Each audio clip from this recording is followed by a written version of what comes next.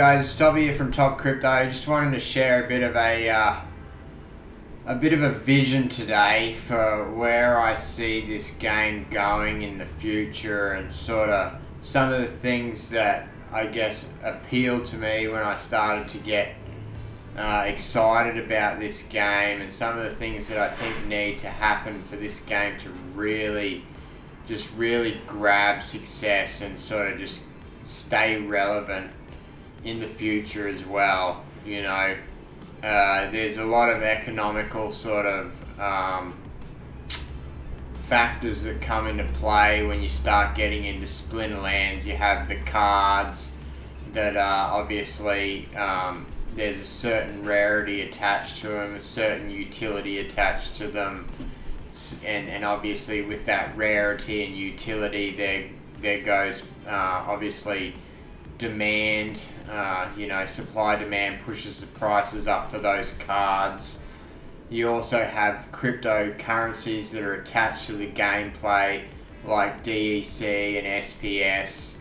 DEC probably being more of a deflationary currency within the game, but then SPS having the ability to obviously grow more with the limited supply, and the printing being somewhat sort of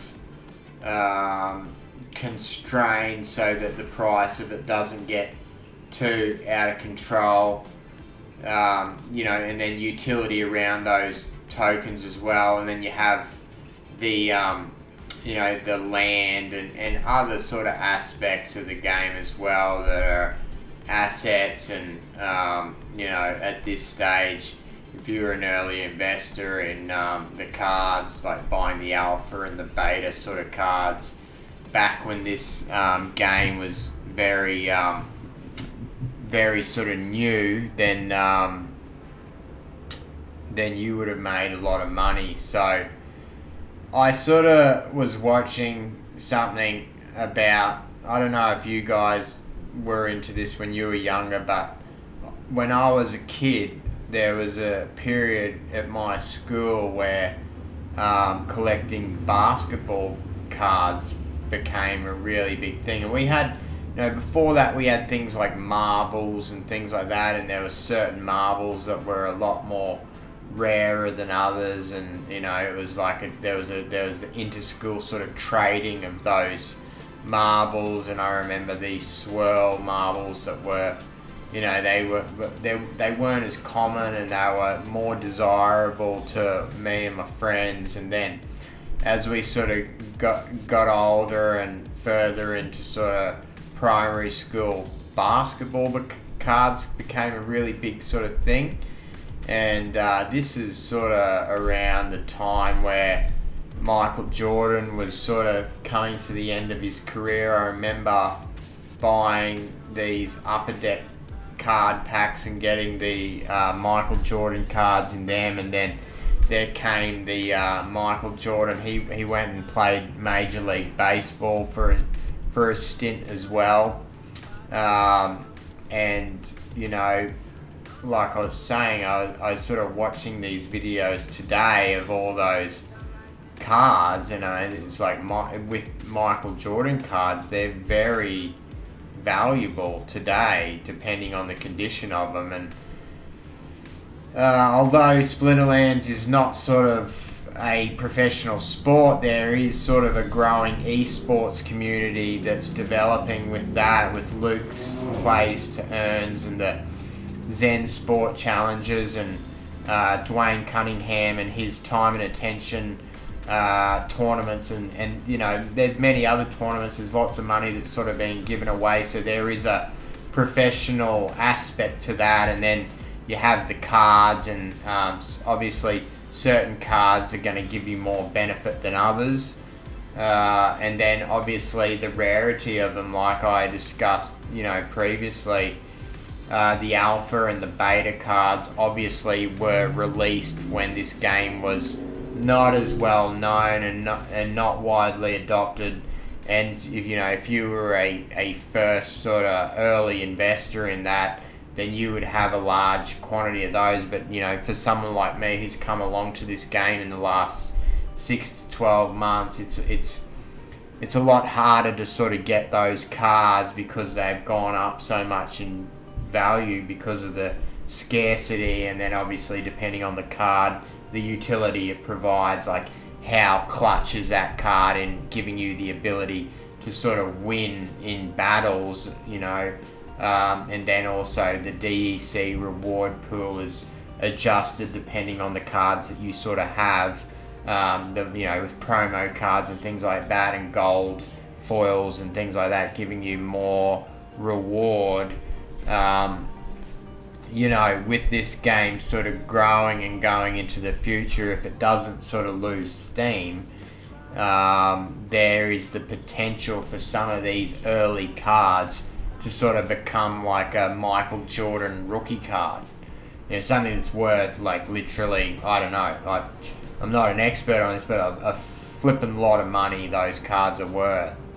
And that sort of excites me, and that whole sort of buying and selling and collectability and all those sort of things that I learned as a child when I was trading these things, and understanding that, you know, if you had a if you were old enough and you kept your cards from when you're a kid and you had a Mickey Mantle rookie card, that you would be essentially set for life, in all honesty. And this game, you know, there is, it sort of stirs that excitement in me, and there is that potential that certain assets within this game, you know, depending on a lot of other factors sort of falling into place, could make these assets that we're purchasing and playing with incredibly sort of valuable at a later stage. And you know, what would it take for that to sort of become a reality? Well, I mean, you be the judge. I mean, the first sort of things that jump to my mind are a widespread adoption and you know, economic. There needs to be economic sort of things put into place, like rules and fundamentals of economics need to be put into place.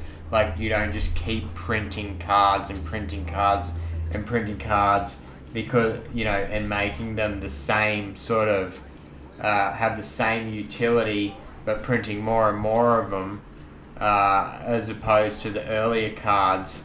You know, there needs to be some sort of trade-off between the utility that these things provide.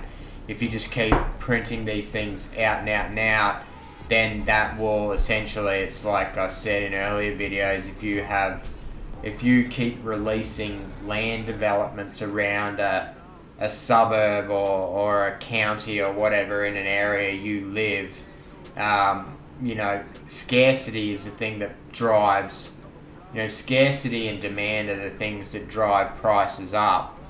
And then utility is the other thing, like, will this game actually make me money?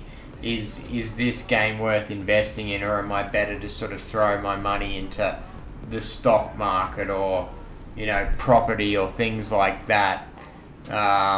These things sort of need to be sort of controlled, and then you have, like I said earlier, with the currencies that are involved with this game, like the SPS and the DEC.